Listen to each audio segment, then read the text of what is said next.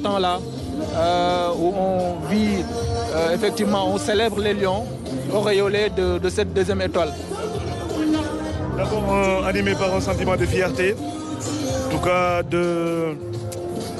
pour l'ensemble du peuple sénégalais. C'est important de vivre ce genre de moment. Et aujourd'hui, avoir nos lions, nos braves lions, aller au bout de cette compétition qui n'était pas évidente. On sait que c'est une des premières CAN, en tout cas qui est hyper relevée. Et les lions ont fait preuve d'abnégation, ils ont fait preuve de courage, ils ont fait preuve de détermination. Début de compétition jusqu'à la fin pour ramener la coupe au Sénégal. En tout cas, le fait de rendre fier tout le peuple sénégalais, c'est quelque chose d'immense pour nous.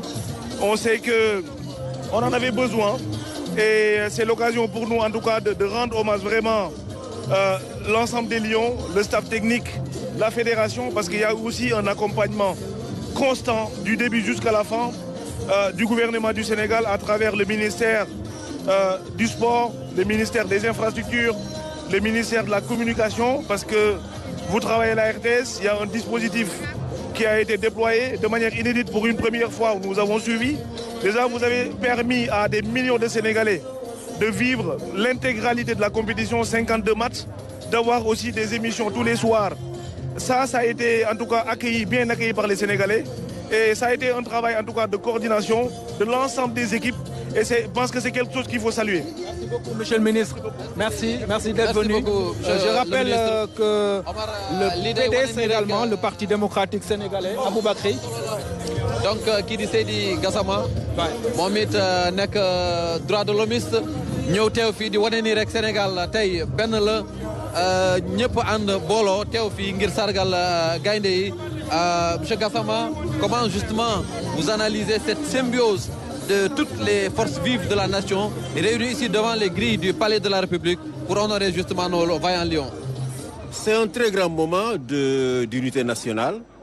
Je salue vraiment la bonne idée des autorités d'inviter toute l'opposition politique. Et là aujourd'hui, la société civile, les syndicats. C'est un grand moment. L'équipe nationale, c'est l'équipe de tous les Sénégalais. C'est tous les Sénégalais qui, en communion, ont prié pour que cette victoire ait lieu. Et c'est bon que tout le monde soit convié à cette fête. Et je remercie les autorités d'avoir eu cette idée de vraiment de convier tout le monde. ci wolof rek mu doon loo xam ni mbégte la Sénégalais yëpp ànd doon benn fekk seen njiit réew mi ngeen honoré justement lions yi nga xam ne ñoo ñu indil seen ñaareelu étoile. mbégte bu rëy la tey li ma gis ci tribune bi moo gis naa fi lépp lu opposition politique Sénégal syndicats yi société civile daa mel ni tey moom ñëpp nekk nañu benn n'est-ce pas pour sargal équipe nationale. La équipe nationale symbole Sénégal la Sénégal yëpp lay représenté moo tax maa ngi rafetlu ni autorité convoyé toutes les forces vives de la nation ñëw tey pour sargal les lions. Et j'espère que l'unité bi ñu fi woon tey unité boobu dina continuer parce que dañ ko soxla pour relever les défis nga xam ne moom la dëkk bi di jànkonteel. lu am solo wallaay ci victoire bi absolument saa ñu àndee rek boole xool yi boole xel yi rek dañu am ndam. kon vraiment il faut que unité boobu continuer ku ji nag mënul ñàkk dafa baax sa ci réew waaye on doit pouvoir s'unir autour de l'essentiel pour faire avancer le réew mi ndax jafe-jafe yi bëri na trop. Merci Seydi Gassama.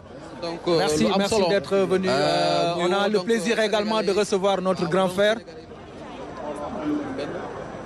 ngir continuer ci élan bi Omar ni nga ko waxee rek ñuy recevoir koo xam ne nag suñu doyen la koo xam ne ki Sénégalais yi xam nañu xarañte fam ci wàllu sport moo bàyyi la ak moom. Abdoulaye Fofana Seck. Je rappelle avant d'introduire Abdoulaye que le PDS aussi a envoyé son représentant à cette cérémonie. Il s'agit de Alioune Diop, le chef de cabinet du président Abdoulaye Wade, Gorgui, que nous saluons au passage. Lui aussi ancien président de la République du Sénégal. Grand frère, ñu ngi lay nuyu ay moment yu am solo la yoo xamante ni ñu demee ni yow war nañu mën a yëkkati kàddu ndax xam nañu fi ñu jaar ba yegg si fii. waaw dëgg la xam nga loolu baax na trop ñu fàttali ko Omar dafa am fu ñu jaar ba yegg si fii xam nga réew mi dafa am histoire gis nga suñu mbokk yi nga xam ne ñoo nekk ak ñoom ci biir fédération de football ñu def tey ñaari groupe benn bi jiitu leen beneen bi ànd ak Lions yi yegg si fii ñu dund ak ñoom weer ci Maroc di préparer campagne bu mel nii ba yàlla defal ñu ci ndam mënuñu lu dul wax dëgg yàlla rafetlu ko mais xam nga Omar boo nekkee ak xale yi comme proximité bi ñu am ak ñoom dëkk ak ñoom weer engagement bi détermination bi jom gi fayda bi xarañte bi sérieux bi rigueur bi amul fait divers amul dara xale yi ku nekk di dund sa diine ci bi nga bokk dañ koy rafetlu léegi nag li nga xam ne am na solo xam nga Coupe d'Afrique des Nations ñu gagné ko football rek moo mën lii ci réew xam nga tey nation bi yëpp dans sa diversité dans un moment de communion dañu ànd bokk ndey bokk baay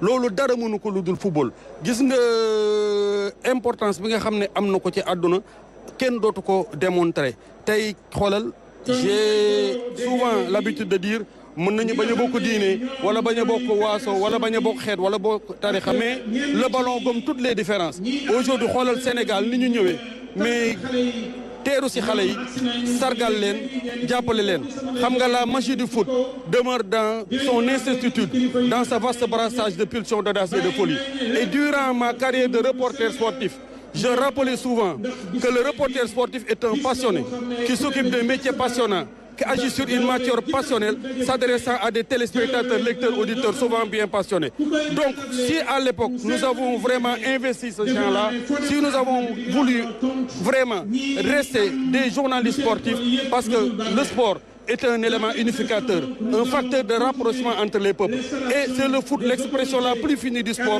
kon am na loo xam ne tey vraiment kenn dootu ko jaaxaane Coupe d'Afrique des Nations ñaar lañ ci am mi ngi démarré en 57 xoolal 65 la njëkk a dem Coupe d'Afrique des Nations boobu Tunisie moo ko organisé Ghana gagné ko 68 après Asmara mais toog nañ 18 ans demuñu Coupe d'Afrique des Nations donc génération footballeur yu talentueux dans les années 70 Mbaye Fall Ibrahima Ba Eusebio Yamagor Seck Léopold mën naa leen lim une phalange de footballeurs 86 ñooñu ñëpp xoolal ñooñu ñëpp demuñu Coupe d'Afrique des Nations il a fallu le 1er septembre 85 la résurrection la résidence du football sénégalais la renaissance du football sénégalais c'était un 1er septembre 85 ici au stade Demba Diop ce jour-là Jules François Bocandé avait marqué 3 buts. C'est la génération de Oumar Gueye Sène, c'est la génération de Cheikh Tidiane Seck, c'est la génération de Amadou Diop.